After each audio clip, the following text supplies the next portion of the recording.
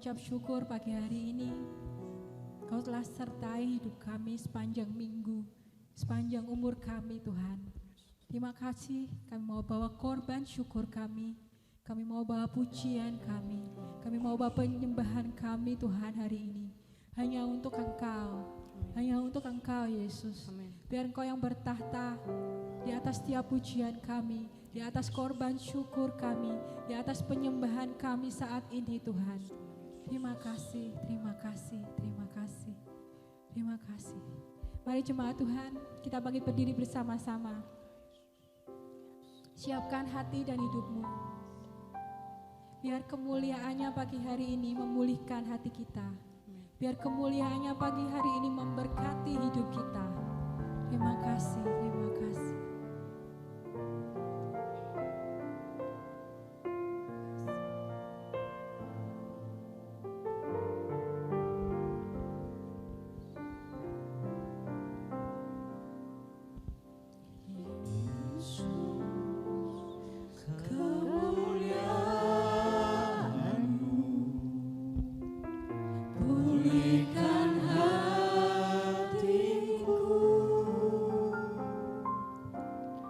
Yeah.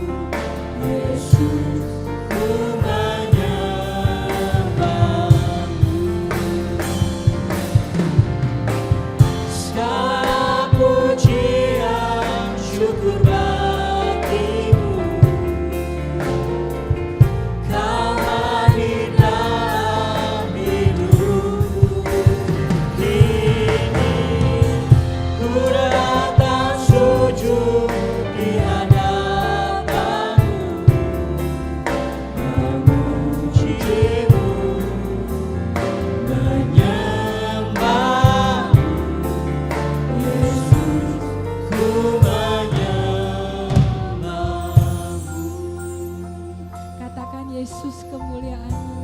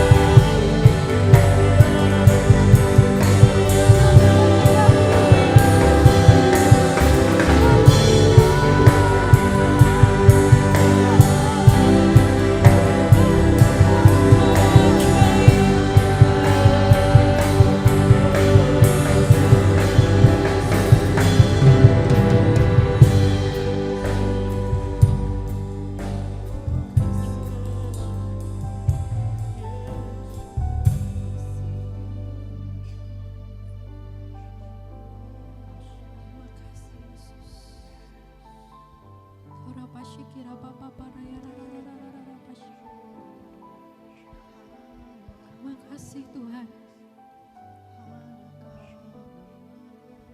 Kami datang pagi hari ini hanya dengan satu tujuan Tuhan.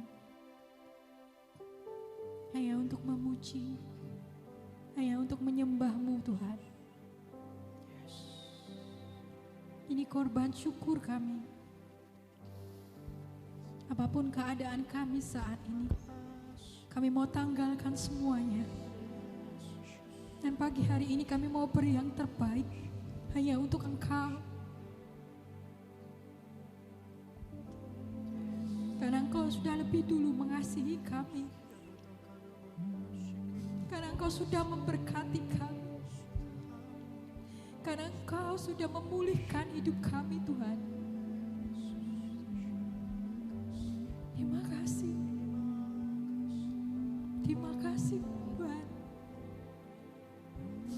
Mari jemaat Tuhan, ucapkan syukur-Mu, naikkan pujian-Mu, naikkan penyembahan-Mu saat ini. Dia begitu baik dalam hidup-Mu. Tanggalkan semua beban-Mu, tanggalkan semua permasalahan-Mu. Percaya, Dia sudah menyediakan jalan keluar yang terbaik buat engkau. Percaya engkau sudah menerimanya. Terima. Engkau hanya perlu percaya. Terima kasih Tuhan. Terima kasih. Terima kasih. Terima kasih Yesus. Kami serahkan Tuhan setiap pujian kami, setiap penyembahan kami, setiap korban syukur kami saat ini Tuhan, hanya untuk Engkau, hanya untuk kemuliaan nama-Mu Tuhan. Terima kasih, terima kasih. Mari jemaat Tuhan kita bersorak-sorai, mari kita naikkan pujian kita hanya bagi Tuhan kita yang mulia, Raja di atas segala raja. Haleluya. Kemuliaan hanya bagi Dia. Haleluya, haleluya. Terima kasih Tuhan, terima kasih Yesus. Terima kasih kami siap saat ini. Dan jemaat Tuhan yang siap untuk memuji dan memuliakan Tuhan, katakan amin bersama-sama. Amin. Haleluya. Haleluya. Saya persilakan jemaat boleh kembali duduk. Gimana kabarnya jemaat Tuhan? Luar biasa. Amin. Kita percaya bahwa segala perkara dapat kita tanggung di dalam Dia, Tuhan Yesus, yang memberikan kita kekuatan, kemenangan dari kemenangan kepada kemenangan. Amin. Amin. Amin.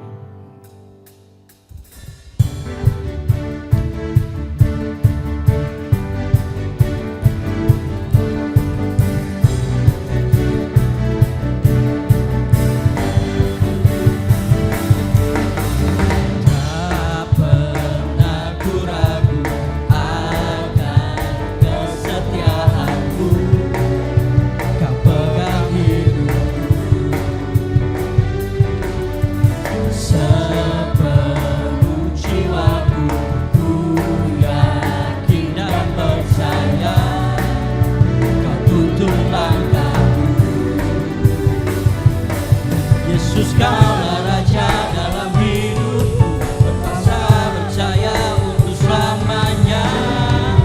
Hanya Kau Tuhan, sumber kekuatan, kuasa-Mu tercurah bagiku senantiasa. Denganku Tuhan, bukan berjalan dari kemuliaan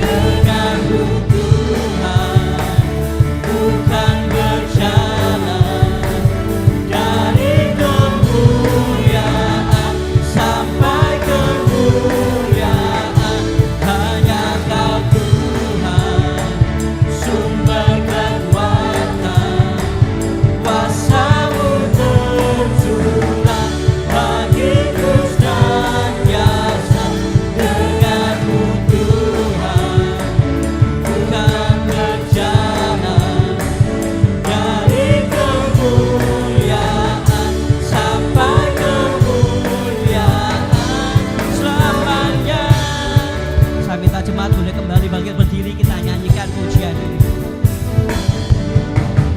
Tak pernah ku ragu akan kesetiaanmu, kau pegang hidupku sepenuh jiwaku. Ku yakin dan percaya kau tuntut langkah-langkahku. Yesus, kaulah Raja dalam hidupku, percaya untuk selamanya. Hanya Kau Tuhan, sumber kekuatan, kuasa-Mu tercurah bagiku senantiasa. Denganmu Tuhan, bukan berjalan dari kemuliaan sampai kemuliaan. Hanya Kau Tuhan, sumber kekuatan, kuasa-Mu tercurah bagiku senantiasa. Denganmu Tuhan, bukan berjalan dari kemuliaan sampai kemuliaan selamanya.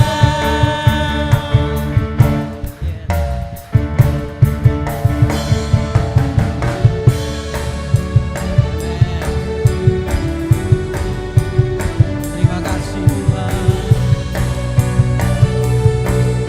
Katakan Yesus, Kaulah Raja dalam hidup, berkuasa berjaya untuk selamanya. Yesus, Kaulah Raja dalam hidup, berkuasa berjaya untuk selamanya. Hanya Kau Tuhan, sumber kekuatan, kuasa-Mu tercurah bagiku senantiasa. Denganmu Tuhan,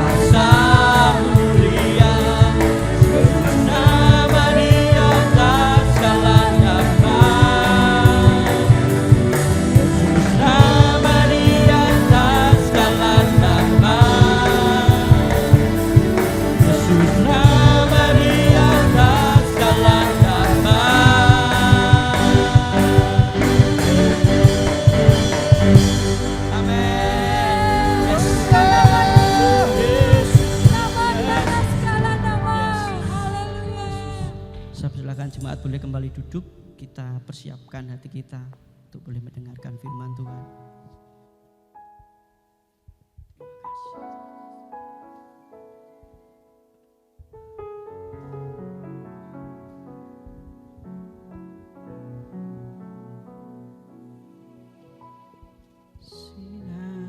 Kemuliaan-Mu Bapa memenuhi sekelilingku. Ku rasakan hadirat-Mu, Kau tenggelamkan jiwaku. Ku ingin tetap tinggal bersama-Mu.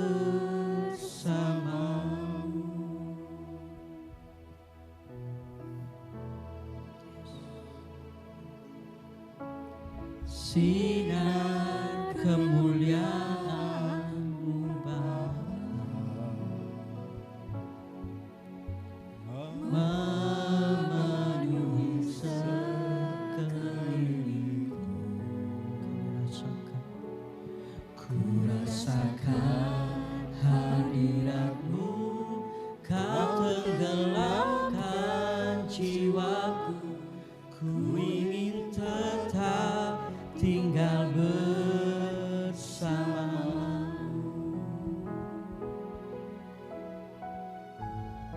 Ku ingin tetap di sini, menikmati baik-Mu.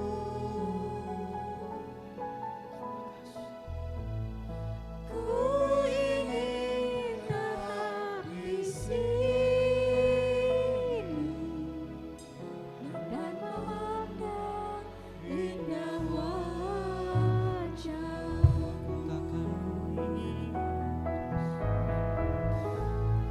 Ku ingin tetap di sini, menikmati baik-Mu.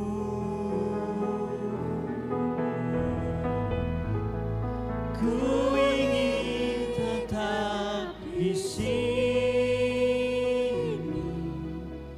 dan memandang indah wajah-Mu.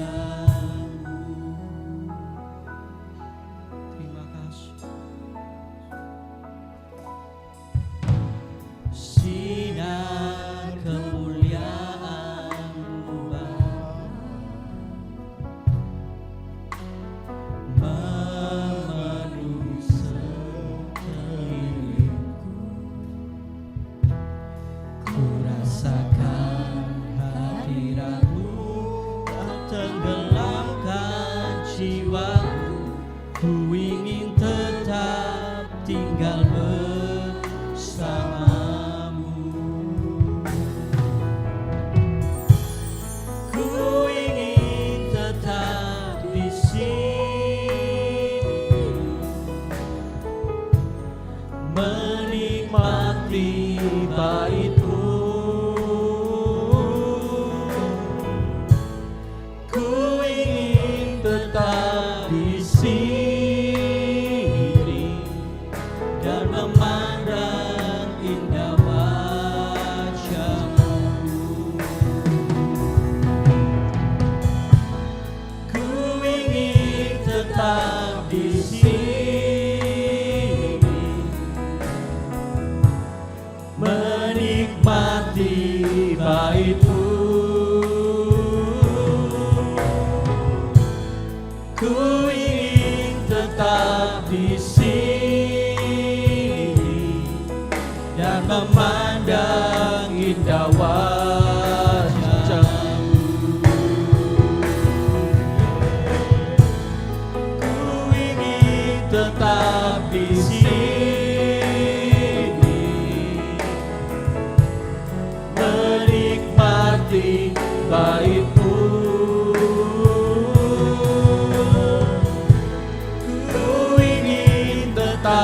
Di sini dan memandang indah wajah-Mu. Ku ingin tetap di sini. Dan dengan hormat untuk sekali lagi kami terjemah oleh bangkit berdiri. Kita nyanyikan pujian, biar jadi kerinduan buat setiap kita. Ku ingin tetap di sini dan memandang indah wajah-Mu.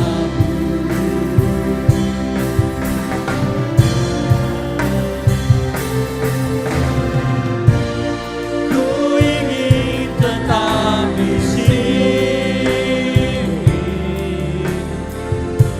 menikmati bait-Mu. Ku ingin tetap di sini dan memandang indah wajah-Mu. Ku ingin tetap di sini menikmati bait-Mu.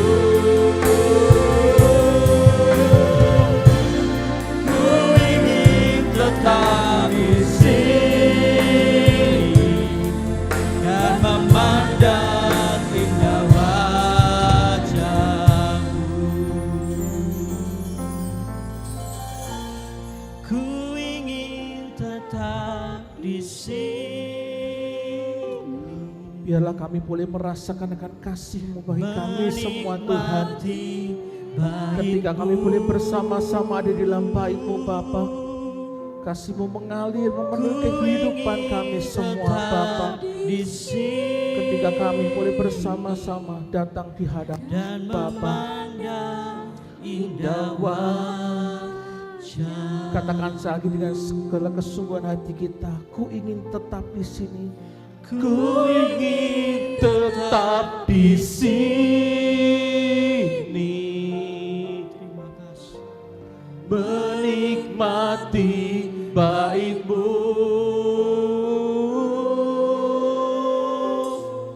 Ku ingin tetap di sini dan memandang indah wajah-Mu. Dan memandang indah wajah-Mu dan memandang indah wajah-Mu.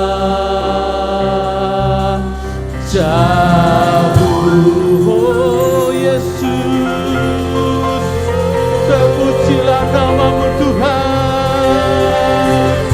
Haleluya, haleluya, haleluya.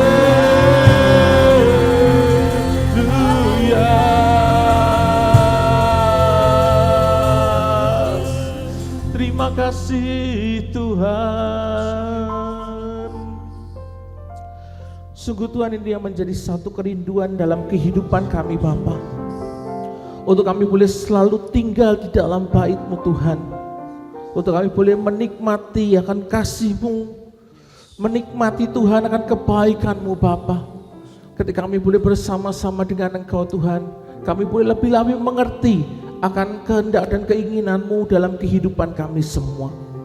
Kami bersyukur Tuhan buat kebaikan-Mu dan kasih-Mu dalam kehidupan kami, khususnya pagi hari ini Tuhan.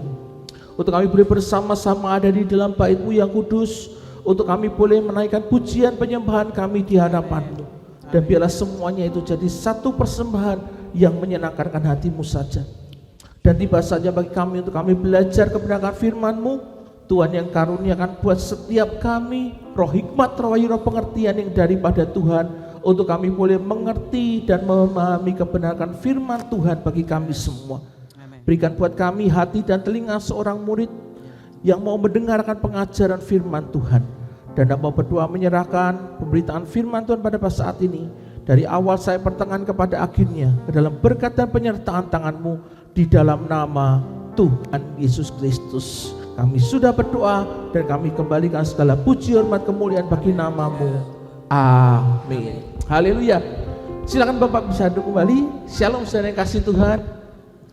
Kita bersyukur buat kasih Tuhan yang sudah Tuhan anugerahkan di dalam kehidupan kita. Dan saat ini kita akan bersama-sama mendengarkan kebenaran firman Tuhan yang merupakan bagian yang terakhir dari seri buah roh, yaitu buah roh penguasaan diri. Ya, kita mau belajar bersama-sama mengenai buah roh tentang penguasaan diri. Bapak yang saya kasih, dari 9 buah roh yang dikerjakan Roh Kudus, ya penguasaan diri ini adalah pembungkus dari keseluruhan buah roh yang ada. Ya, kita belajar di awal tahun ini, dari bulan Januari kita belajar mengenai kasih, kita belajar mengenai sukacita, kita belajar mengenai damai sejahtera, kita belajar mengenai kesabaran, kita belajar mengenai kemurahan, dan di situ juga belajar mengenai kebaikan. Di situ kita belajar ada juga kesetiaan, kita belajar mengenai kelemah lembutan, yang terakhir adalah kita belajar mengenai penguasaan diri. Dan penguasaan diri menjadi pembungkus dari semua buah roh yang ada. Karena kenapa penguasaan diri menjadi bungkus dari 8 buah roh yang lain? Karena tanpa adanya penguasaan diri, ya maka buah-buah roh yang lain seperti yang saya katakan tadi, di mana ada kasih, ada sukacita, ada kebaikan, kelemah lembutan, kesabaran, damai sejahtera, dan lain sebagainya, itu akan menjadi sia-sia. Kenapa akan menjadi sia-sia? Karena jika seseorang tidak bisa menguasai dirinya dan amarahnya itu meledak, maka yang namanya kasih, maka yang namanya sukacita, yang damai sejahtera, kesabaran, dan kelemah lembutan itu semuanya akan hilang tanpa adanya penguasaan diri. Oleh karena itu penguasaan diri menjadi penting di dalam kehidupan kita semua. Bapak Ibu saya kasih, buah roh atau penguasaan diri ini diterjemahkan dari kata aslinya dari bahasa Yunani, itu adalah sebagai ekrateia. Ya, ekrateia itu disebutkan di dalam firman Tuhan bahwa penguasaan diri itu dituliskan sebagai ekrataria. Ya, secara harafiah itu artinya adalah pembatasan atau pantangan. Jadi ekrateia itu punya arti di dalam secara harafiah adalah pembatasan atau pantangan. Nah, sehingga pengertian dari kata ini dalam bahasa umum itu adalah menunjuk kepada kemampuan diri untuk menguasai dan juga mengendalikan diri sedemikian rupa sehingga tidak membiarkan diri kita itu terbawa oleh perasaan dan tindakan yang tidak terkendali. Jadi yang dimaksudkan dengan penguasaan diri adalah ini, kemampuan diri kita untuk kita bisa menguasai dan mengendalikan diri kita masing-masing sehingga kita tidak membiarkan diri kita itu lepas kontrol. Itu yang dimaksud dengan penguasaan diri.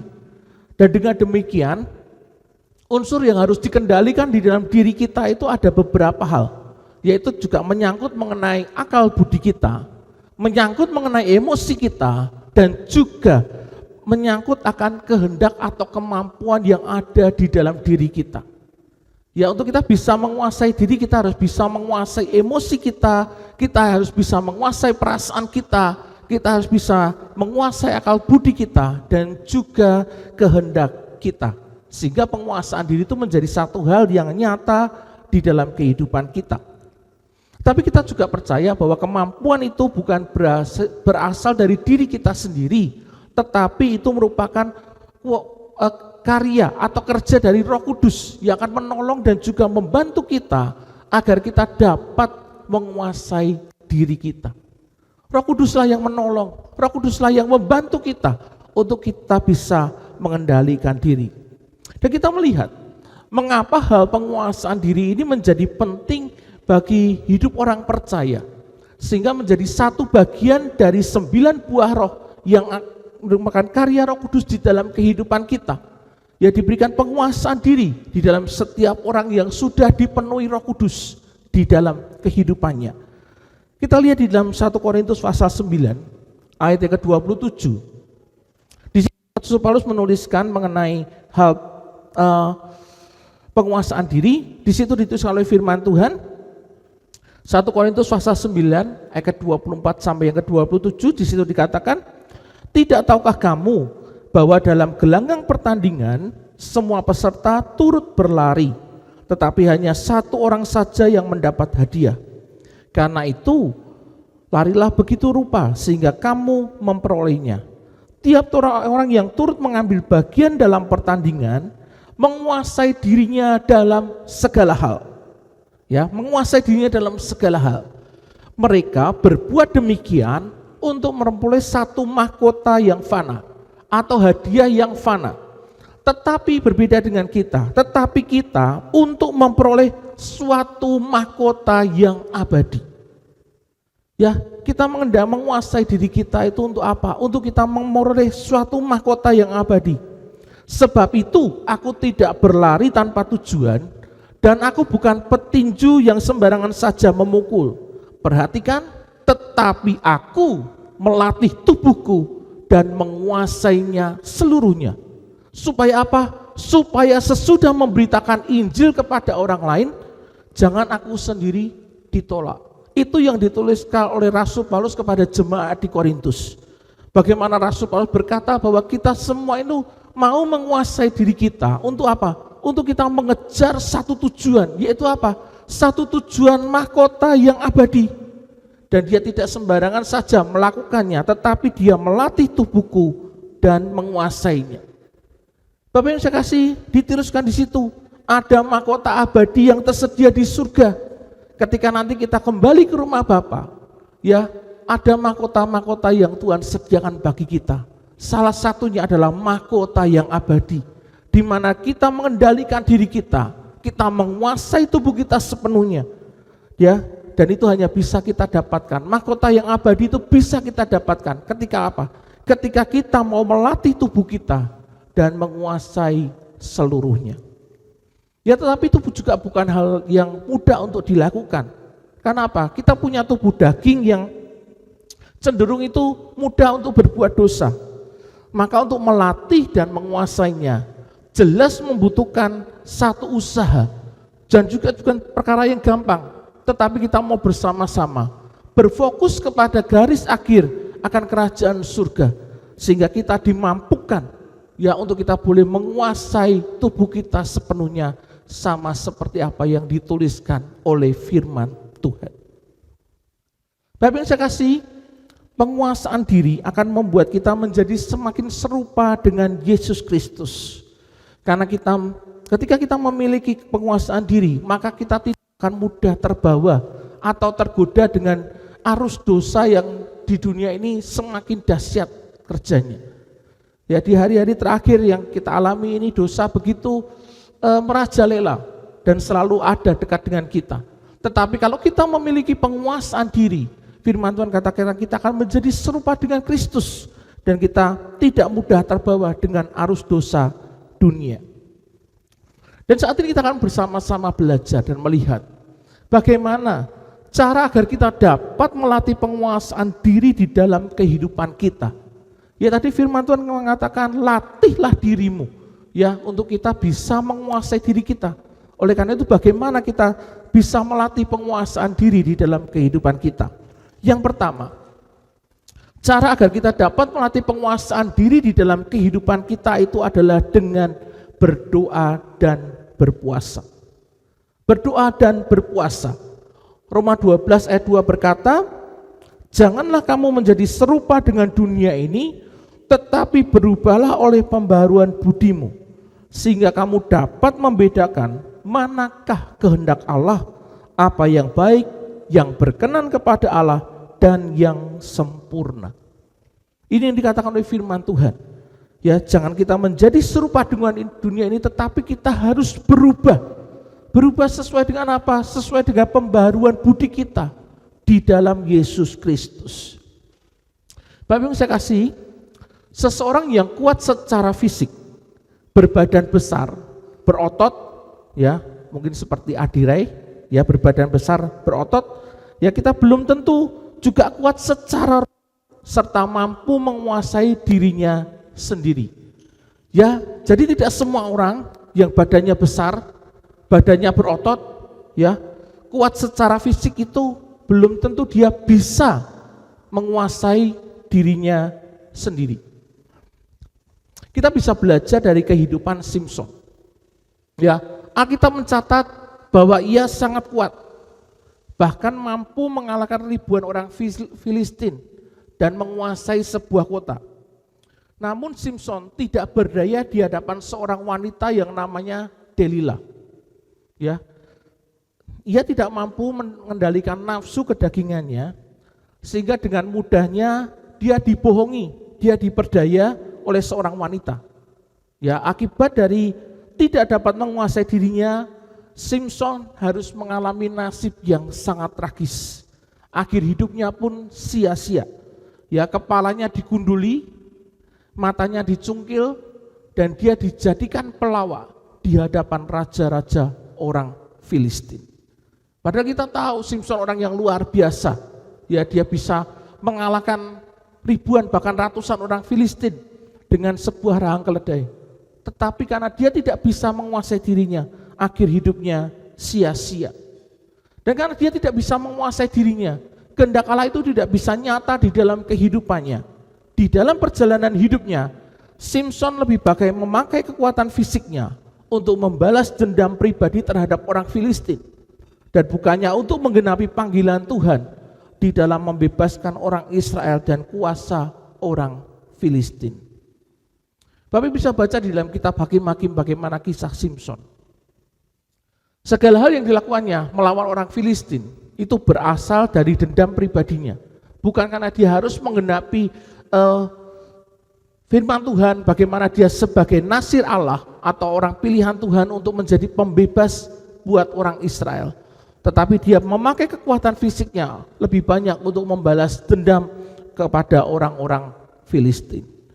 Dari kisah ini kita bisa mengambil sebuah kesimpulan bahwa penguasaan fisik seseorang ternyata itu lebih utama daripada kekuatan fisik. Jadi penguasaan diri seseorang lebih utama daripada kekuatan fisik yang dimilikinya. Seseorang harus memiliki penguasaan diri yang baik, sehingga hidupnya itu boleh berhasil, hidupnya boleh berguna untuk kemuliaan akan nama Tuhan. Rasul Paulus mengajarkan kepada kita, dari ayat yang kita baca dalam Roma 12 ayat kedua, bahwa kita tidak menjadi serupa dengan dunia ini.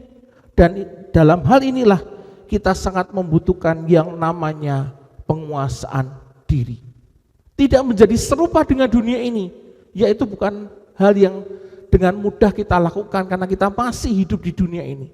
Tetapi Rasul Paulus berkata, kita tidak menjadi serupa dengan dunia ini, dan untuk itulah kita membutuhkan yang namanya penguasaan diri.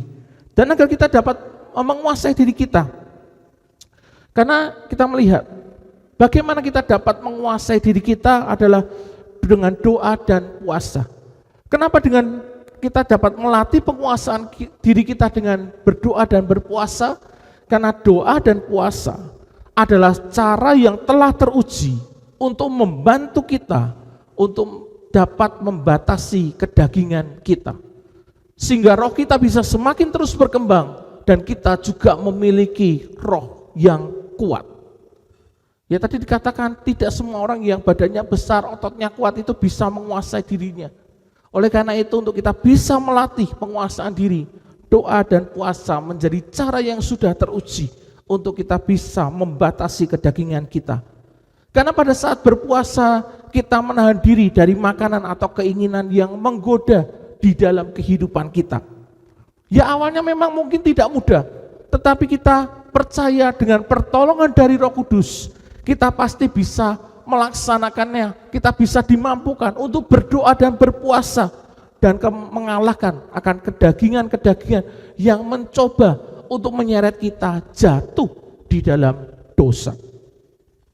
Bapak Ibu sekalian, hal mengenai berpuasa memang tidak diwajibkan di dalam kehidupan kita sebagai orang percaya. Ya, tidak ada firman Tuhan yang mengajarkan kita untuk berpuasa. Berpuasalah kamu selama 1 minggu. Ya, hal berpuasa memang tidak diwajibkan, tetapi kita mau melihat sesungguhnya berpuasa adalah salah satu cara yang baik, ya, salah satu cara yang baik untuk menguasai diri kita. Jadi kita berpuasa, tadi saya katakan kita menahan keinginan daging kita menahan keinginan-keinginan yang mungkin negatif ada di dalam diri kita. Dan itu caranya dengan apa? Dengan berpuasa. Saat kita sedang berdoa dan berpuasa, berarti kita sedang merendahkan diri kita di hadapan Tuhan. Kita menunjukkan kesungguhan hati kita, dan kita akan menarik kuasa Tuhan untuk bisa turun dan bekerja atas kehidupan kita. Ya, contoh di dalam firman Tuhan. Ketika Tuhan Yesus berpuasa di padang gurun, ya, selama 40 hari 40 malam, dia tidak melarang iblis untuk datang dan mencobainya. Ada di dalam Matius pasal 4. Ya, Bapak Ibu bisa baca di dalam Matius pasal 4. Tetapi apa yang Yesus lakukan? Meskipun Tuhan Yesus tidak melarang iblis datang dan mencobainya, yang Yesus lakukan adalah menguatkan hatinya agar tidak jatuh ke dalam godaan. Ya, Tuhan Yesus punya roh yang kuat setelah dia berpuasa 40 hari 40 malam. Ya, sekalipun dia menghadapi godaan dari iblis, Tuhan Yesus punya roh yang kuat. Yang Yesus lakukan, dia menguatkan hatinya agar tidak jatuh ke dalam godaan. Sekalipun, ya, saya percaya Yesus juga mengalami rasa lapar yang luar biasa setelah berpuasa 40 hari 40 malam. Tetapi rasa lapar yang Yesus rasakan itu tidak menjadi alasan bagi Yesus untuk menyerah terhadap iblis, yang menyarankan Tuhan Yesus untuk mengubah batu itu menjadi roti. Ya, Tuhan Yesus menguatkan hatinya. Ya, dia punya roh yang semakin kuat setelah dia berdoa dan berpuasa selama 40 hari. Sehingga dia tidak menuruti keinginan iblis untuk mengubah batu menjadi roti. Sekalipun Yesus sanggup untuk melakukan hal itu. Oleh karena itu kita mau belajar, untuk kita punya penguasaan diri roh yang kuat itu dengan berdoa dan berpuasa. Lalu hal kedua yang dapat kita lakukan untuk dapat melatih penguasaan diri, yaitu kita memiliki komitmen dan konsistensi.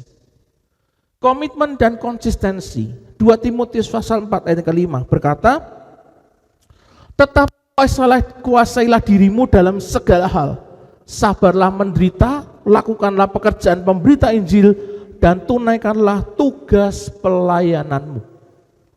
Bapak Ibu saya kasih, Alkitab mengatakan dengan tegas, kuasailah dirimu dalam segala hal. Dan kalau Alkitab berkata untuk kita menguasai diri dalam segala hal, artinya sebetulnya kita bisa menguasai diri kita dan bukan dikuasai oleh daging kita. Firman Tuhan berkata bahwa kita harus menguasai diri kita dalam segala hal. Dan bagaimana kita bisa menguasai diri kita dalam segala hal? Yang perlu dilakukan cuma satu, ya. Selain kita berdoa dan berpuasa, tadi kita juga punya konsentrasi, kita juga melakukan yang harus kita kerjakan, yaitu bagian kita adalah berlatih.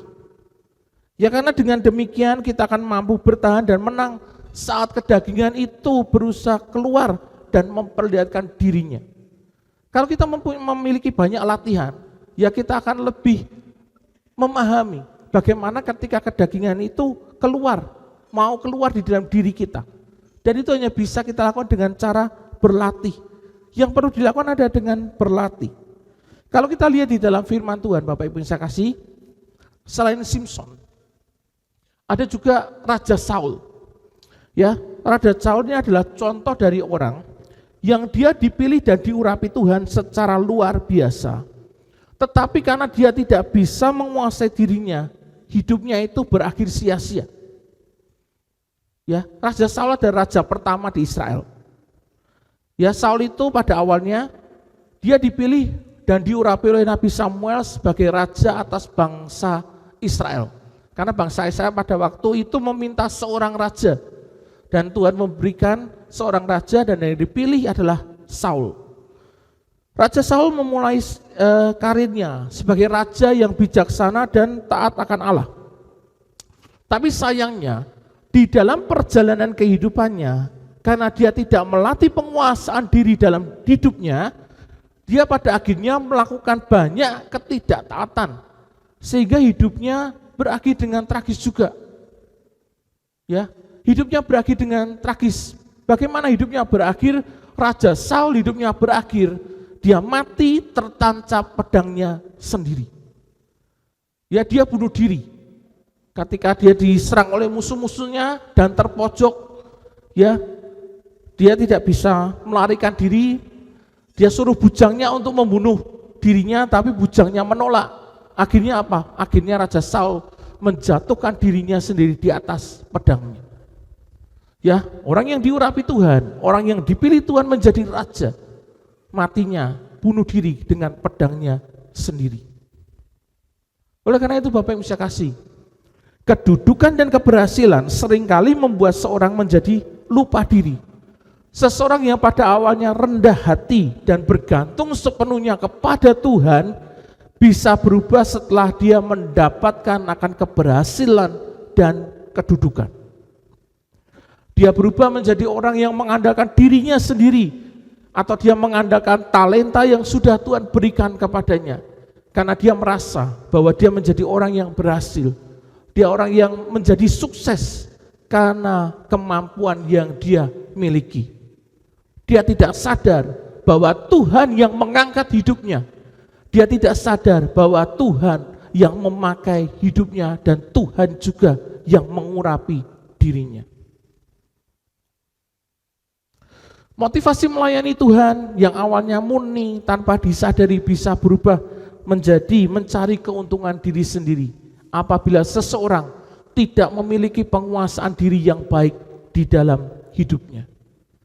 Dan hanya dengan memiliki komitmen serta konsistensi untuk menguasai diri, kita dapat menyalipkan keinginan diri kita dan menjaga kemurnian hati untuk tidak lagi mementingkan diri sendiri. Diperlukan komitmen dan juga konsistensi untuk kita bisa terus menguasai diri kita. Bapak Ibu saya kasih, Tuhan menciptakan manusia itu dengan kehendak bebas. Tuhan tidak menciptakan manusia sama seperti robot yang bisa melakukan perintah, hanya bisa melakukan perintah sesuai dengan apa yang telah diprogram di dalam memorinya. Ya, manusia memiliki kehendak bebas, tetapi kita perlu ingat bahwa sekalipun manusia bebas di dalam menentukan keinginan dan kehendaknya, tetapi manusia tidak bebas dalam menerima konsekuensi dari keinginan dan kehendak yang dipilihnya. Ya, kita bebas untuk melakukan segala hal di dunia ini, tetapi kita perlu ingat bahwa ada konsekuensi yang akan mengikuti setiap keinginan dan kehendak yang kita pilih di dalam kehidupan kita. Oleh karena itu kita harus menguasai diri kita supaya apa yang kita inginkan dan kita lakukan itu adalah sejalan dan selaras dengan keinginan, sesuai dengan kehendak Tuhan. Ya, inilah kenapa kita harus komitmen dan konsistensi dalam kehidupan kita. Ya, karena ketika kita memilih suatu hal, ya kita memiliki penguasaan diri. Apa yang kita lakukan, apa yang kita inginkan, apa yang menjadi kehendak kita itu sesuai atau selaras dengan apa yang Tuhan inginkan di dalam kehidupan kita. Jika Anda sedang bergumul untuk menguasai diri Anda, ya kita bisa mengingat akan pengorbanan Tuhan Yesus ketika Dia akan disalib. Ya, ketika Yesus akan disalib, Dia dihina, Dia disesah, Dia dilecehkan. Namun Yesus tidak marah, Dia tidak melawan, apalagi membalas orang-orang yang sedang menyiksanya. Padahal Yesus mampu dan punya kuasa untuk melakukan itu. Tetapi Dia menerima semuanya itu, Dia menguasai dirinya karena Dia tahu ada kehendak Bapa atas dirinya untuk Dia menyelamatkan umat manusia dari dosa-dosa mereka. Ya, kalaupun Yesus melawan, ya Dia pasti akan menang karena Dia punya malaikat yang bisa Dia perintahkan untuk mengalahkan tentara-tentara Romawi ataupun orang-orang yang sedang menyiksa dirinya. Tetapi Yesus memilih untuk tunduk kepada kehendak Bapa dan Dia menguasai dirinya. Yesus memilih untuk Dia mentaati apa yang menjadi kehendak Bapa di dalam dirinya, sekalipun Dia harus mengalami siksaan yang begitu luar biasa, bahkan mati seperti orang yang terkutuk di atas kayu salib. Tetapi Yesus memilih untuk tunduk kepada perintah Bapa, kehendak Bapa, dan Dia menguasai dirinya sepenuhnya. Oleh karena itu Bapak yang bisa kasih, hal-hal apa yang sedang menguasai Anda belakangan ini atau saat ini? Ya, mungkin itu ada emosi, ada kekhawatiran, ketakutan akan masa depan, pekerjaan, terikat dengan hal-hal yang dunia tawarkan, game, handphone, emosi, ataupun drakor, dan hal-hal yang lain ada di dalam kehidupan kita, ada di sekeliling kita. Mari kita lawan dalam nama Tuhan Yesus dan mulailah kita untuk berlatih mengalahkan hal-hal tersebut. Sehingga kita tidak lagi dikuasai oleh kedagingan kita, tetapi kita boleh menguasai tubuh kita sepenuhnya dan kita mulai berjalan seturut dan selaras dengan kehendak Tuhan. Kita perlu minta pertolongan Tuhan, pertolongan Roh Kudus dalam usaha kita untuk kita boleh bersama-sama belajar dan berlatih di dalam menguasai diri kita. Karena kuasa Roh Kuduslah yang akan dapat menolong kita untuk lepas dari belenggu-belenggu yang sedang mengikat kehidupan kita. Ya, kemampuan kita sangatlah terbatas sebagai manusia. Tetapi dengan pertolongan Roh Kudus kita akan dapat melakukan hal tersebut. Sehingga buah-buah roh itu mulai muncul di dalam kehidupan kita. Dan buah-buah roh itu boleh menjadi satu bukti bahwa Roh Kudus itu benar-benar nyata dan bekerja di dalam kehidupan kita. Itu hal yang kedua. Lalu hal yang ketiga, bagaimana cara kita melatih diri kita untuk kita bisa menguasai diri kita. Yang ketiga atau yang terakhir adalah dengan bertekun dan disiplin. 1 Korintus pasal 9 ayat ke-27 dikatakan firman Tuhan, tetapi aku melatih tubuhku dan menguasainya seluruhnya. Supaya apa? Supaya sesudah memberitakan Injil kepada orang lain, jangan aku sendiri ditolak.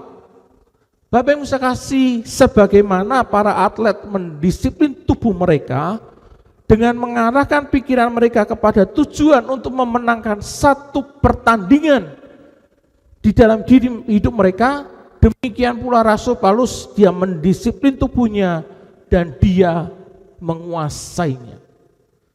Ya, para atlet yang menjadi juara di kejuaraan dunia, mereka melatih dirinya, mereka menguasai tubuhnya. Sehingga apa? Sehingga mereka dapat memenangkan pertandingan-pertandingan dan mengalahkan musuh-musuh atau lawan-lawannya. Dan Rasul Paulus juga berkata, dia mendisiplinkan tubuhnya dan dia menguasainya. Setiap hari dalam kehidupan kita, yang menggoda kita untuk melanggar batas-batas itu adalah satu kesempatan bagi kita untuk kita melatih akan penguasaan diri. Ya, jadi segala hal yang Tuhan izinkan di dalam kehidupan kita, yang mungkin bisa membuat diri kita tergoda, itu menjadi satu tempat di mana kita bisa untuk melatih akan penguasaan diri di dalam kehidupan kita. Ya, batas-batas itu dituliskan dalam firman Tuhan. Segala hal yang berdosa sudah jelas dilarang. Ya, hal yang berdosa sudah jelas oleh firman Tuhan itu dilarang. Tetapi ada banyak hal yang baik, tapi juga memerlukan penguasaan diri. Jadi tidak semua hal yang baik itu bisa kita lakukan dengan sebebas-bebasnya atau sekehendak hati kita. Ya, sebagai contoh, makanan itu baik dan penting untuk hidup kita. Ya, makan teratur itu penting buat tubuh kita. Tetapi makan yang berlebihan itu akan membawa berbagai macam persoalan di dalam kehidupan kita semua. Ya, makan itu baik kalau teratur. Ya, kalau terukur. Tapi kalau makan berlebihan, tidak teratur, itu justru akan membawa masalah di dalam kehidupan kita. Ya, misalnya makan nasi ya secukupnya. Jangan kalau makan nasi, nasinya 3 piring. Ya, sudah nasi 3 piring pakai mie instan. Ya, itu kalau berlebihan seperti itu akan membawa hal yang kurang baik buat tubuh kita. Ya, jadi jangan dipraktekkan hal-hal seperti itu. Ya, tidak semua hal yang baik itu baik juga buat tubuh kita. Hal-hal yang baik juga membutuhkan yang namanya penguasaan diri. Nah, pada umumnya, kenapa kok kita hal-hal yang baik memerlukan penguasaan diri? Karena pada umumnya kita kurang bertekun dan juga disiplin di dalam mengejar tujuan ini. Karena apa? Karena rendahnya skala prioritas yang kita berikan untuk hal tersebut. Ya, saya berikan contoh. Misalnya dalam hal perkataan kita, ya, pentingnya dalam hal mengendalikan perkataan kita. Jika kita tidak melihat pentingnya perkataan kita, maka kita akan mengucapkan perkataan apa saja segendak hati kita. Jadi kalau kita kembali ke tadi, skala prioritas. Misalnya, kalau kita berkata-kata, kita memperhatikan kata-kata yang kita ucapkan, skala prioritasnya misalnya 1 sampai 5. Ya, kalau kita prioritas kata-kata yang kita ucapkan itu ada di angka 5, maka kita akan berhati-hati dalam mengucapkan kata-kata yang keluar dari mulut kita. Tetapi akan berbeda halnya apabila skala prioritas yang kita berikan dalam kita berkata-kata itu adalah angka 1 atau paling rendah. Maka kata-kata yang kita ucapkan itu adalah kata-kata yang sekendak dengan hati kita. Ketika kita ngomong, ya, kita tidak berpikir apakah perkataan kita itu baik atau jelek. Nah, kita perlu ingat, setiap kata-kata yang kita keluarkan itu kita harus berhati-hati. Pepatah berkata bahwa setiap perkataan kita itu adalah doa. Ya, Bapak Ibu kan pernah dengar ya pepatah seperti itu. Setiap kata-kata kita itu adalah doa. Ya, hal itu salah enggak? Hal itu enggak salah loh. Itu sama sesuai dengan apa yang dikatakan firman Tuhan. Amsal pasal 12 ayat 21 berkata, ya, hidup dan mati dikuasai lidah. Siapa suka menggemakannya akan memakan buahnya. Oleh karena itu kita perlu berhati-hati dengan perkataan kita. Kata-kata memang mudah sekali diucapkan, tetapi sekali terucap tidak akan pernah bisa ditarik kembali. Setiap kata yang keluar dari mulut kita itu ibarat sebuah doa, entah baik atau buruk halnya. Ya, kata-kata kita itu seperti doa, ya, seperti kata-kata yang kita keluarkan dari mulut kita itu ibaratnya seperti doa. Bapak Ibu yang saya kasih, sekarang di sekitar kita itu tentu kita sering mendengar, ya, perkataan-perkataan kotor, apalagi kata-kata kotor yang dipleset-plesetkan, ya. Bahkan kalau kita lihat di sosial media kita, orang-orang itu dengan gampang berkata kotor, bahkan seperti sudah menjadi seperti bahasa sehari-hari. Ya, entah Bapak Ibu sadar atau tidak. Ya, perkataan kotor yang ada di sekitar kita itu sudah menjadi seperti bahasa sehari-hari. Namun kita perlu ingat bahwa kita harus menguasai diri agar kita tidak ikut terseret dalam hal-hal yang dosa seperti ini. Kenapa hal ini dosa? Firman Tuhan mengatakan hal tersebut di dalam Efesus pasal 5 ayat yang keempat. Ada loh dalam firman Tuhan mengenai perkataan kotor. Efesus pasal 5 ayat yang keempat berkata, demikian juga perkataan yang kotor, yang kosong atau yang sembrono. Karena hal-hal ini tidak pantas. Tetapi sebaliknya ucapkanlah syukur.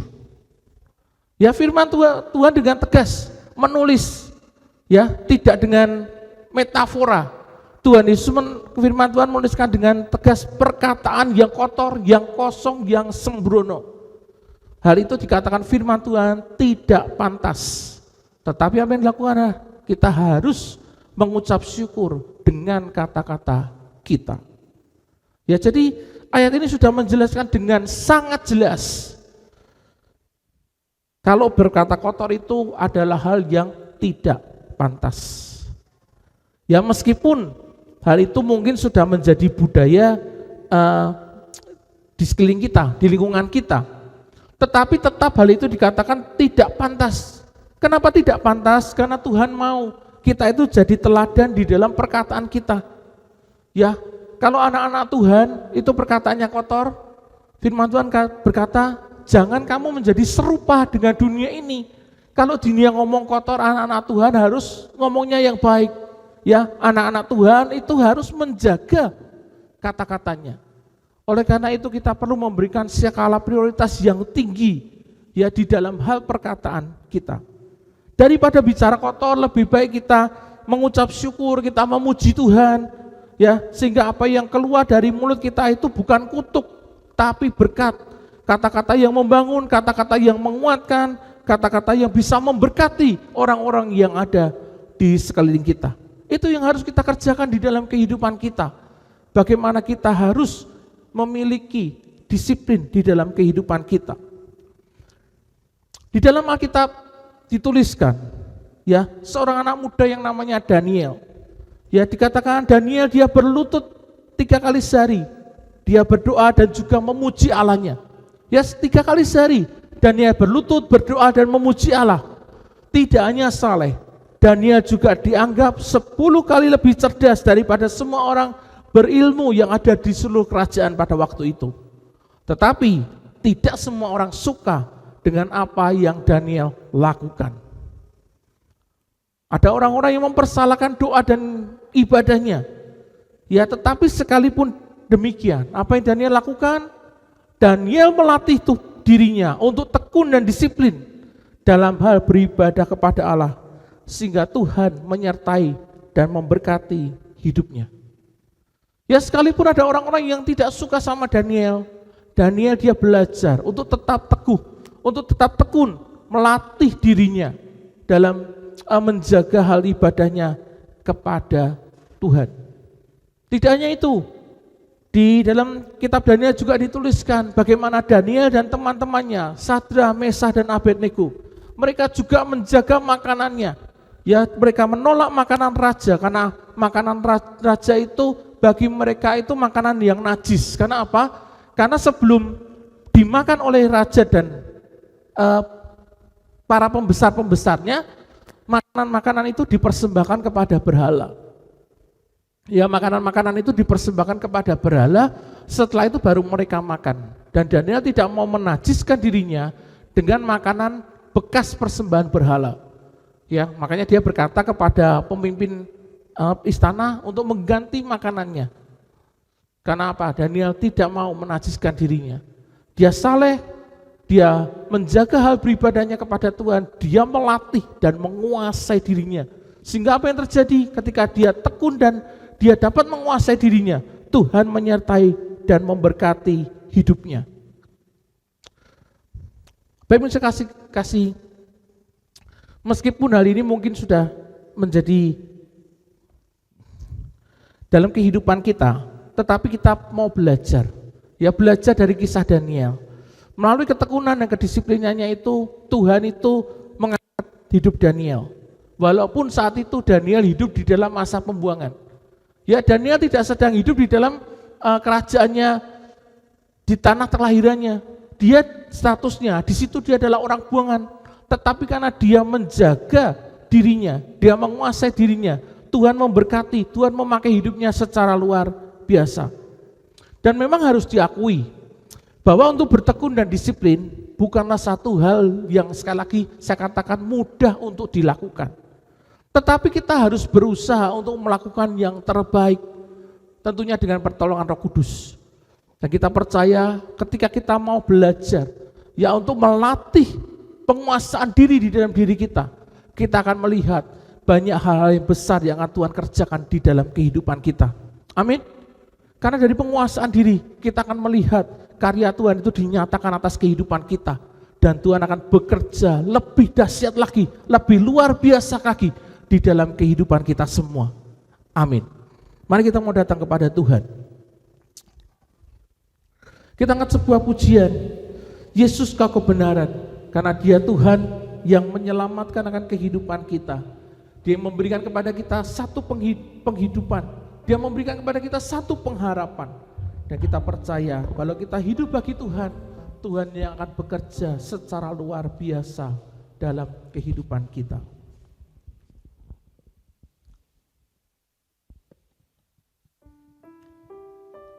Mari kita berdiri bersama-sama.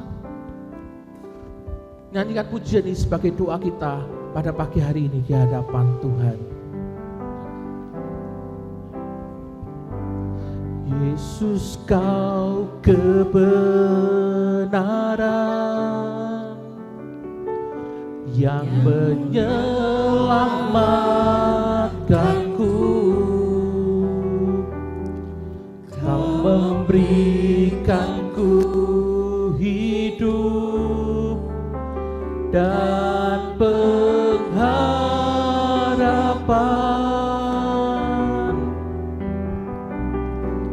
Ku ikut kehendak-Mu,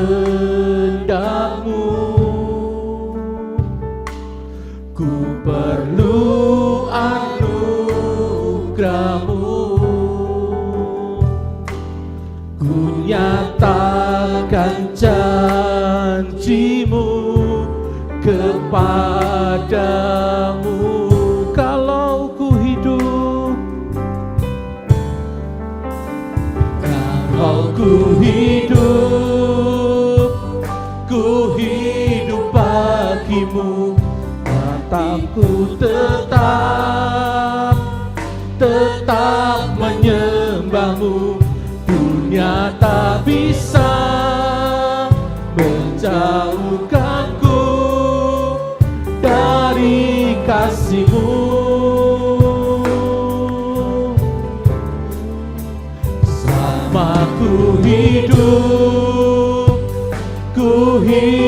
bagi-Mu. Mataku tetap memandang-Mu.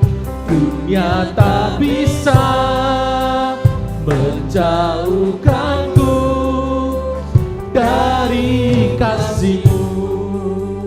Yesus, Kau kebenaran.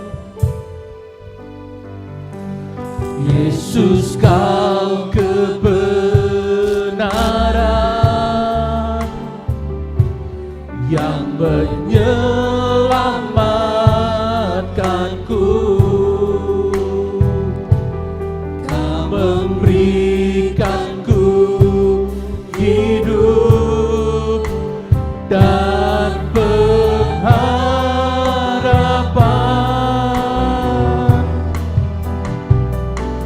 Ku ikut kehendak-Mu,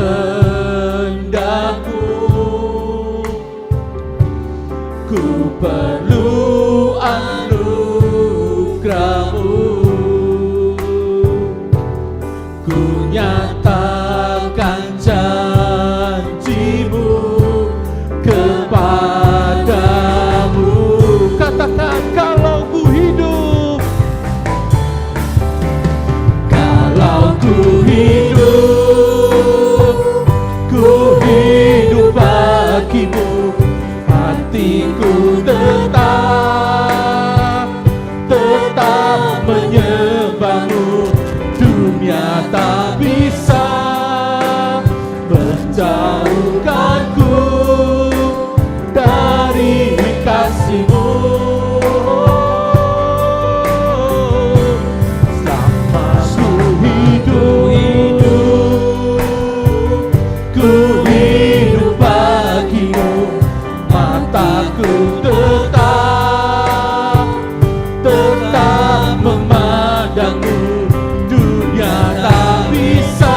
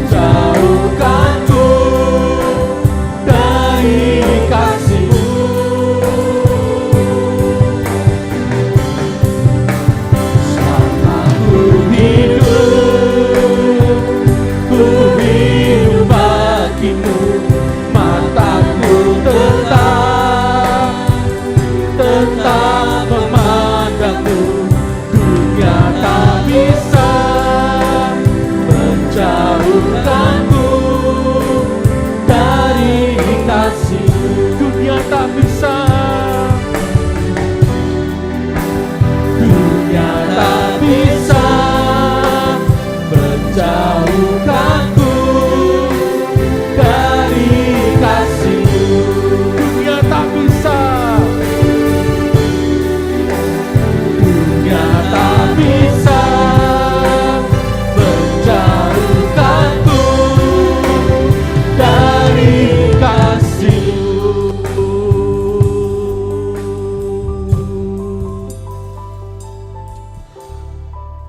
Firman Tuhan mengingatkan kepada kita untuk kita bisa menguasai diri kita. Jangan bergantung kepada kemampuan diri kita sendiri. Kita perlu bantuan dari Roh Kudus. Kita perlu pertolongan Roh Kudus di dalam diri kita untuk kita bisa menguasai diri kita. Karena kalau kita melakukannya dengan kemampuan diri kita sendiri, kemampuan yang kita miliki itu menjadi sangat terbatas. Tetapi kalau kita memohon pertolongan dari Roh Kudus, Roh Kudus akan memberikan kepada kita kekuatan, dan Dia akan memampukan kita untuk kita boleh menguasai diri kita di dalam segala hal.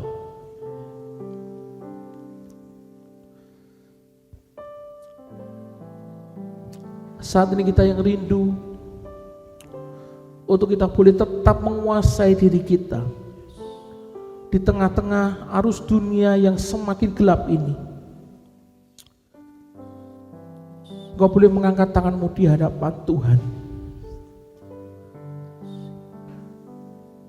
sebagai tanda bahwa engkau berserah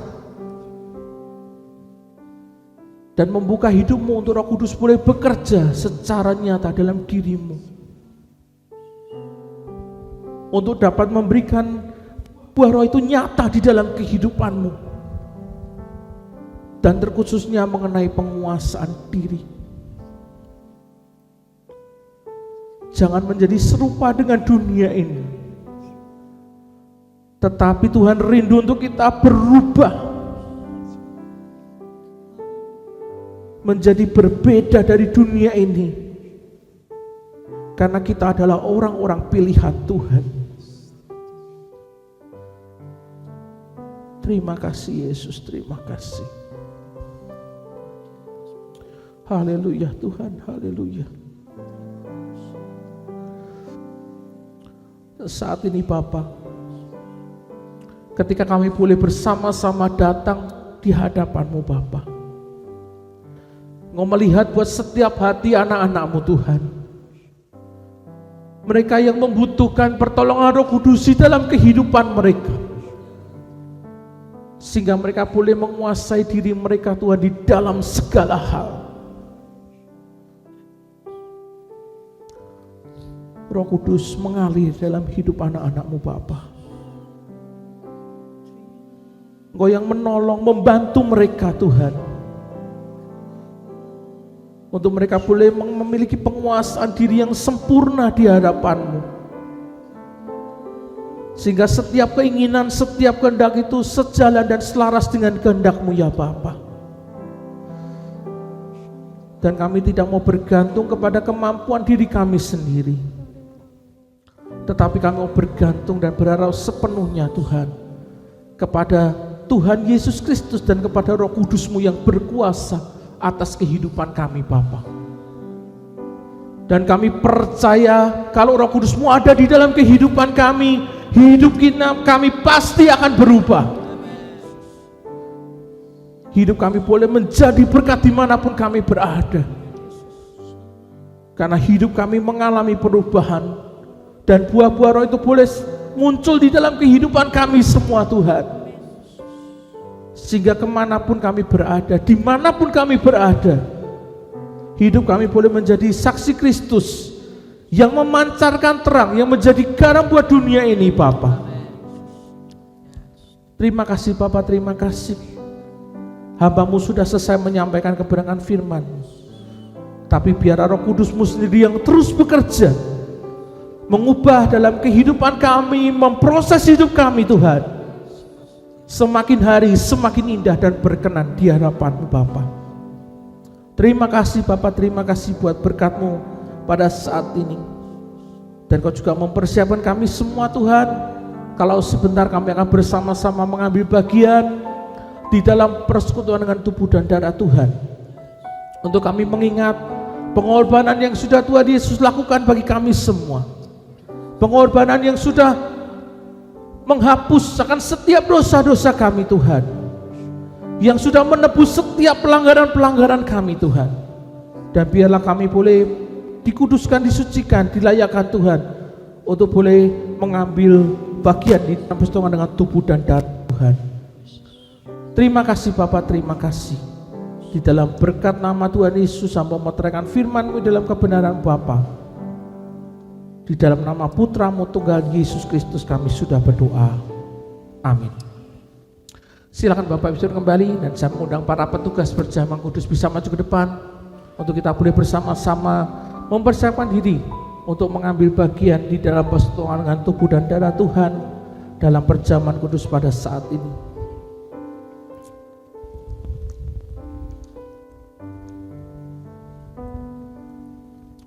Kita mengingat ketika Tuhan Yesus diserahkan, di malam terakhir Tuhan mengadakan perjamuan terakhir bersama dengan murid-muridnya. Di sana Tuhan mengambil roti, Dia memecah-mecahkannya dan membagikannya kepada murid-muridnya. Dan berkata, inilah tubuhku yang telah dipecahkan bagi kamu. Dan setelah makan, Tuhan mengambil cawan anggur dan berkata, inilah darahku yang telah dicurahkan bagi kamu. Ingatlah setiap kali kamu makan tubuhku dan minum darahku, akan pengorbanan yang sudah Yesus lakukan di dalam kehidupan kita semua. Dan saat ini ketika kita boleh mengingat akan pengorbanan yang Tuhan Yesus lakukan bagi kita, Dia menerima akan siksaan, Dia menerima akan hinaan, bahkan Dia rela mati di atas kayu salib, tubuhnya terpecah bagi kita, darahnya tercurah buat bagi kita semua. Ingatlah akan kasih Yesus yang begitu besar di dalam kehidupan kita semua. Mari dengan iman dan percaya kita terima roti tubuh Kristus dan cawan darah Kristus bersama-sama di dalam nama Tuhan Yesus Kristus.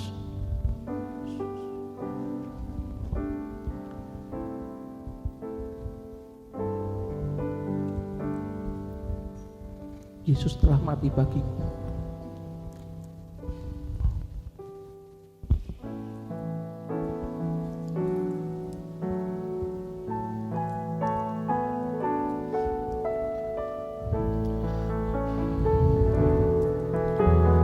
Yesus telah mati bagiku, Dialah penebus yang ampuniku. Pengorbanannya yang sempurna membawa mujizat yang besar. Yesus telah mati bagiku. Yesus telah mati bagiku. Dialah penebus yang pulihkanmu. Pengorbanannya yang sempurna membawa mujizat yang besar. Kuasamu memulihkan, kuasamu memulihkan, kuasamu memulihkan. Percaya Dia berfirman, kuasamu yang bilurmu menyembuhkan, bilurmu menyembuhkan, bilurmu menyembuhkan. Percaya Kau berfirman, bilurmu yang sembuhkan. Yesus telah mati bagiku.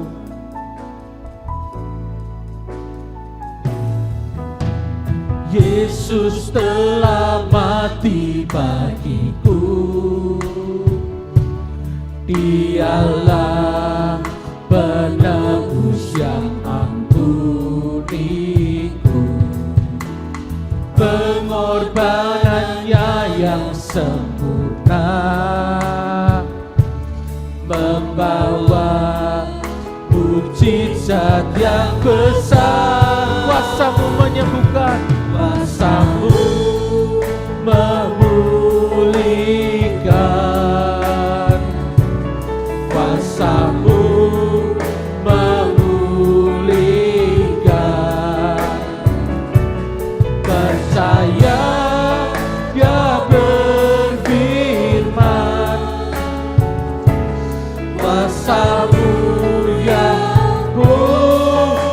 bilurmu menyembuhkan, bilurmu menyembuhkan, bilurmu menyembuhkan.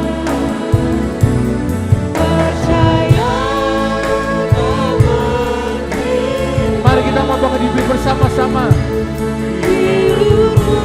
Katakan sekali lagi, bilurmu menyembuhkan.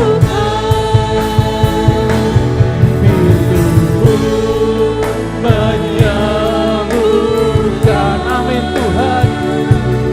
Bilurmu menyembuhkan.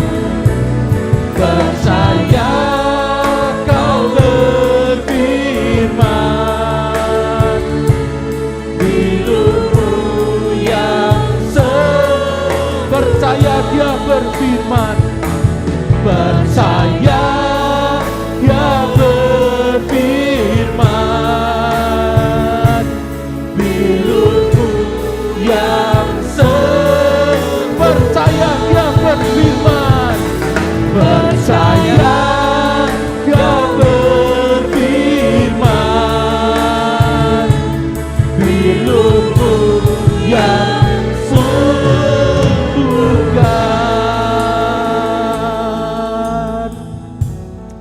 Mari sebelum kita makan roti tubuh Tuhan dan minum cawan darah Yesus, kita mau bersama-sama memperkatakan perkataan iman. Mari kita pegang roti tubuh Yesus di tangan kanan kita mau angkat tinggi ke atas dan kita akan bersama-sama berdoa memperkatakan perkataan iman. Mari ikuti kata-kata saya.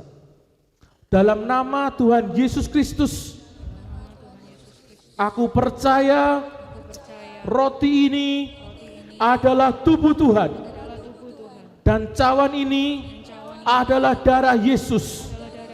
Oleh darahnya segala dosa dan kesalahanku sudah ditebus, diampuni Tuhan di atas salibnya. Sekarang aku selamat dan masuk kerajaan surga. Oleh bilurnya segala kelemahan dan sakit penyakitku sudah ditebus Tuhan, ditanggung Tuhan di atas kayu salibnya. Sekarang aku sembuh, sekarang aku sehat karena mujizat Tuhan nyata dalam hidupku. Sekarang hidupku senang, diberkati Tuhan untuk melayani gerejanya. Dalam nama Tuhan Yesus Kristus, mari dengan iman dan percaya kita makan roti tubuh Tuhan bersama-sama di dalam nama Tuhan Yesus Kristus.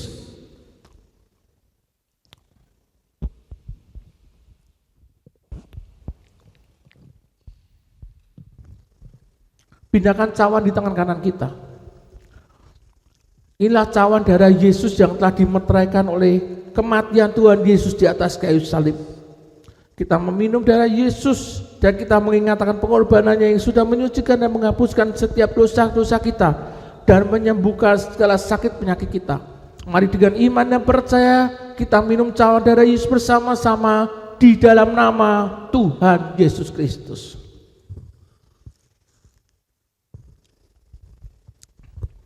Haleluya. Terima kasih Tuhan. Mari kita ngambil waktu sejenak untuk kita bersyukur kepada Tuhan. Belajar untuk mengatakan ucapan syukur kita di hadapan Tuhan.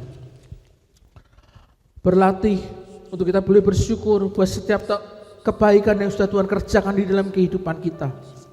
Buat segala hal yang Tuhan izinkan terjadi dalam kehidupan kita, mengucap syukurlah. Kita mau belajar untuk kita boleh menguatkan roh kita di hadapan Tuhan, untuk mengucapkan kata-kata penuh dengan ucapan syukur kepada Tuhan. Terima kasih Bapa buat kasih setiamu Bapa, buat kesehatan, buat kebaikan, buat anugerahmu, buat pekerjaan, buat keluarga yang sudah Tuhan anugerahkan dalam kehidupan kami semua Bapa. Kami akan ucap syukur kami di hadapan-Mu buat kesempatan yang indah Tuhan, untuk kami boleh bergabung di dalam komunitas gereja Tuhan, untuk kami boleh bersama-sama bersekutu memuji memuliakan nama-Mu Tuhan. Bersyukur, berterima kasih Bapa. Haleluya Tuhan. Terima kasih Bapa buat kasih yang begitu besar di dalam kehidupan kami. Haleluya, terima kasih Bapa, terima kasih.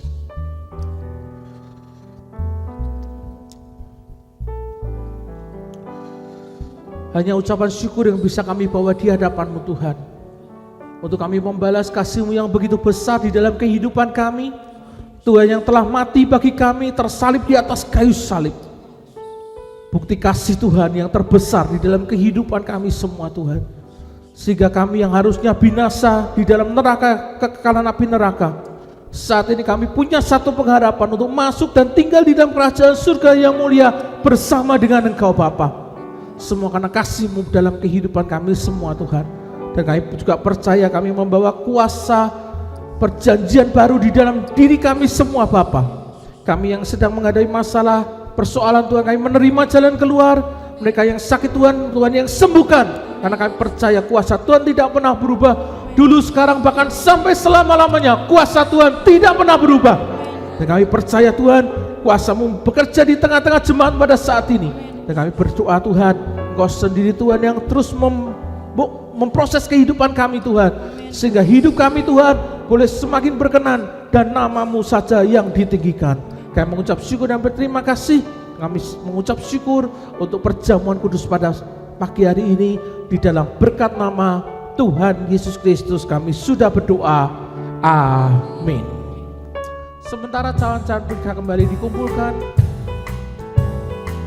katakan, darah Yesus. Darah Yesus menghapuskan segala dosaku. Pilu Yesus menyembuhkan segala sakitku. Kasih Yesus, oh sungguh indah. Kasih dan kuasa-Nya tidak berubah. Yang lemah Dia kuatkan, Yang lemah Dia kuatkan, yang sakit Dia sembuhkan, yang susah Dia hiburkan. Haleluya. Kasih Yesus tak berubah, kuasa Yesus tak berubah. Dulu, sekarang, dan selama-lamanya. Dulu, sekarang, dan selama-lamanya. Dulu, sekarang, dan selama-lamanya.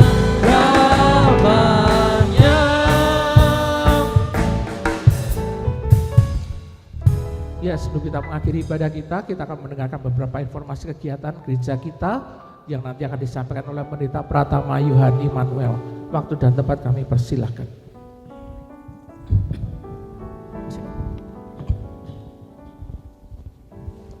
Shalom Bapak dikasih Tuhan. Saat ini saya akan sampaikan beberapa informasi kegiatan gereja kita. Yang pertama, ibadah raya onsite kita minggu depan tanggal 26 Februari akan diadakan pada pukul 8 pagi dan firman Tuhan akan disampaikan oleh Bapak Pendeta Andreas Budi Utomo. Dan bagi jemaat yang belum bisa hadir dalam ibadah onsite ini dapat tetap mengikuti ibadah secara online pada sore hari jam 5 sore di channel YouTube GBI Semarang Indah. Yang kedua, bagi Bapak Ibu yang akan memberikan persembahannya bagi pelayanan dan pekerjaan Tuhan, amplop persembahan dapat dimasukkan ke dalam kotak persembahan yang ada di pintu keluar gereja ketika Bapak Ibu akan pulang. Dan berikutnya ada pengumuman dari panitia retreat. Mari kita akan saksikan bersama-sama. Kabelnya nyangkut lagi. Aduh, seharian ini kerjaanku banyak banget ya. Tadi pagi sudah nyuci, terus nyapu, ngepel, nanti spray, bersih-bersih rumah, beresin cucian piring. Sekarang masih setrika. Sudah segini, ini masih banyak juga. Aduh, kapan selesainya? Capek banget aku. Aduh. Halo Teris, kamu sudah pulang? Emang, Duh, capek, masih banyak. Belum PAPI, Mandarin, Bahasa Indonesia, belum latihan nyanyi juga. Lagi besok, ulangan. Kasihan nih tugasnya banyak. Semangat ya, Cik. Halo, Cik. Loh. Mah, capek, lapar, banyak ulangan lagi. Kapan sih kita liburan? Sabar ya, Dik. Nanti kalau ada tanggal merah ya, baru kita liburan. Ya, sabar dulu.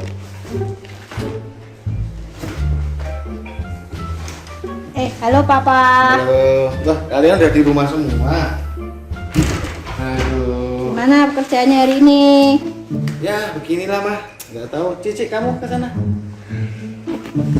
Aduh.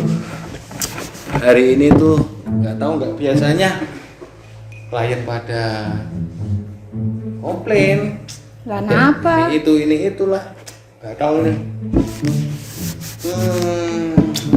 Kayaknya kita perlu healing kalau gitu. Mau coba Pak cari di YouTube, siapa tahu ada referensi tempat yang asik gitu buat kita bisa jalan-jalan biar nggak pada stres gitu. Coba. Wajahnya kok sedih semua. Ini nih, ada ini. Di gereja kita ada mau ngadain family healing. Mana? Nih. Kayaknya cocok buat keluarga kita ini. Oh iya ya. Lihat. Nih. Lihat dong. Shalom Bapak Ibu yang terkasih di dalam Tuhan. Kali ini GPI Semarang Indah mempersembahkan retreat keluarga yang bertema Families Healing. Acara akan diadakan pada tanggal 30 April sampai dengan 1 Mei 2023. Pendaftaran dibuka mulai dari tanggal 5 Maret sampai tanggal 2 April. Bapak Ibu dapat langsung menghubungi kontak person yang tersedia atau dapat langsung mendaftar di konter pendaftaran yang telah disediakan. Kuota terbatas loh, cuma 50.000 tiap orang. Retreat tersebut bertempat di Wisma Gaya 5 Bandungan. Pastinya seru dan menarik ya.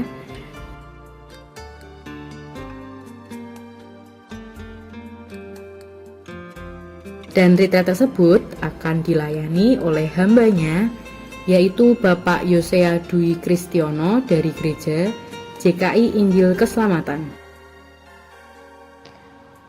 Untuk sesi sekolah minggu akan dilayani oleh Miss Debbie dan sesi youth akan dilayani oleh Babe Yohan.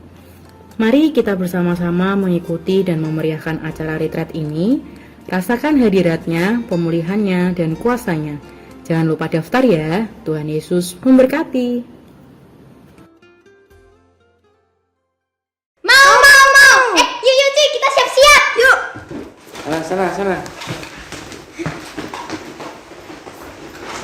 A few moments later. Kita foto-foto dulu. Ayo. Ci, foto dulu Ci sebelum pergi. Ayo foto dulu. Nah, bagus. Bisa upload biasa. Ya, harus upload ini. Gimana? Udah siap semua? Udah dong. Gak ada yang ketinggalan ya? Gak ada yang ketinggalan ya? Ya dah. Oke. Ya, yuk. Oke, kita berangkat. Oke, kita berangkat. Nanti tolong bawain tasnya.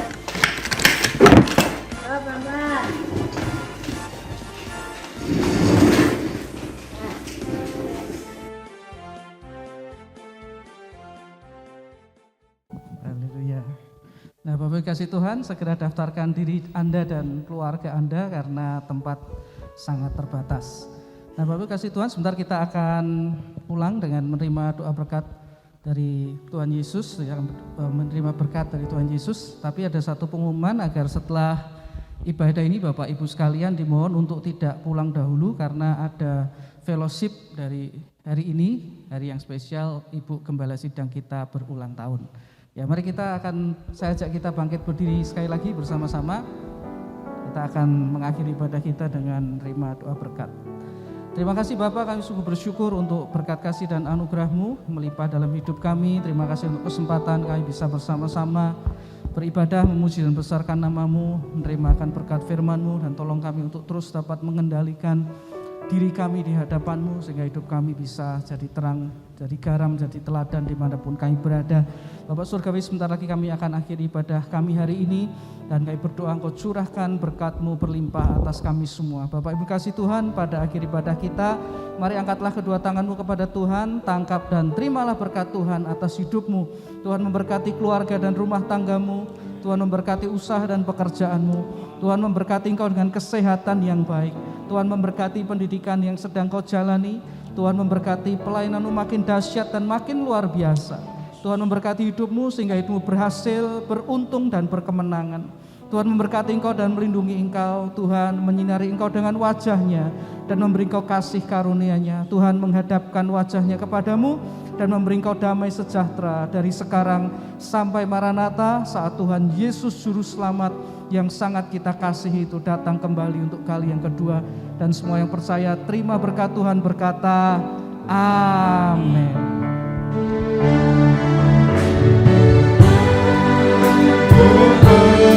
Percaya berkat-Mu atasku melimpah,